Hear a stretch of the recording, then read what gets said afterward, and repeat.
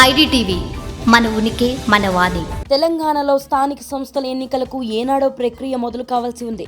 కానీ బీసీల రిజర్వేషన్ల లెక్కలు తేల్చిన తరువాతే లోకల్ ఫైట్ కి వెళ్లాలని రేవంత్ ప్రభుత్వం భావిస్తూ వచ్చింది.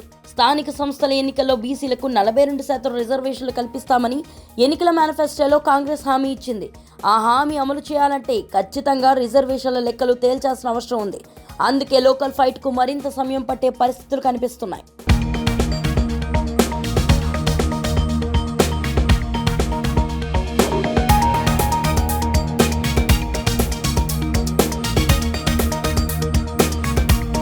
తెలంగాణలో స్థానిక సంస్థల ఎన్నికలు మరింత ఆలస్యమయ్యే సంకేతాలు కనిపిస్తున్నాయి.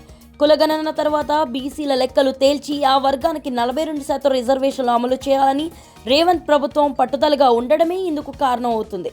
మొదటి దశ సర్వేకి స్పందించని బీసీల నుంచి పూర్తి స్థాయిలో వివరాలు సేకరించేందుకు రెండోసారి కూడా కులగణన చేసిన ప్రభుత్వం ఇప్పటికీ పూర్తి స్థాయిలో లెక్కలు తేల్చలేకపోయింది.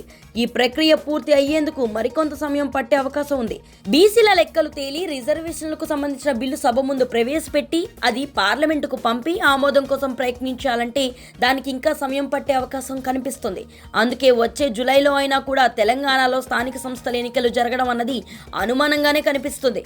ఈ విషయాన్ని ప్రతిపక్ష బీఆర్ఎస్ జనాల్లోనికి తీసుకుని వెళుతూ రేవంత్ రెడ్డి ప్రభుత్వంపై విమర్శలు గుప్పేస్తోంది. 2024 ఫిబ్రవరి 1నే స్థానిక సంస్థల పాలక వర్గాల గడువు ముగిసినా ఇప్పటికీ ఎన్నికలు నిర్వహించకపోవడం ఏంటంటూ రాష్ట్ర ప్రభుత్వాన్ని తప్పుపడుతుంది. ఇప్పటికీ 14 నెలలు పూర్తయినా కూడా ఎన్నికలను ప్రభుత్వం నిర్వహించలేకపోతుందని విమర్శల వర్షం కురిపిస్తుంది.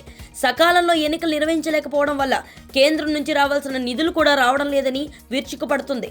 రాష్ట్ర ప్రభుత్వం కులగణన పేరుతో టైంపాస్ చేస్తుందని విమర్శిస్తున్న బీఆర్ఎస్ నేతలు బీసీల లెక్క తేల్చడం అన్నది ప్రభుత్వానికి చేత కావడం లేదని అంటున్నారు.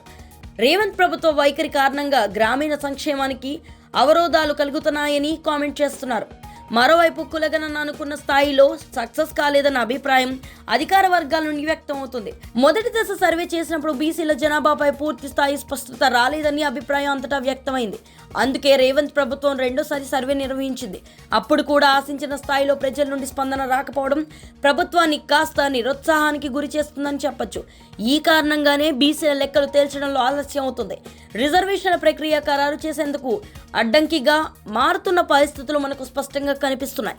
ఈ ప్రక్రియ ఎప్పుడు పూర్తయితే అప్పుడే స్థానిక సంస్థల సమరానికి మొదటి అడుగుపడే అవకాశం ఉందని రాజకీయ విశ్లేషకులు భావిస్తున్నారు. ఈ సంకట పరిస్థితి ఒక రకంగా రేవంత్ ప్రభుత్వానికి ఇబ్బందికరంగా మారుతున్నట్లే కనిపిస్తుంది. ఈ విషయంపై మీ అభిప్రాయాన్ని కామెంట్ సెక్షన్లో తెలియజేయండి. స్టోరీ లైక్ చేసి షేర్ చేయండి.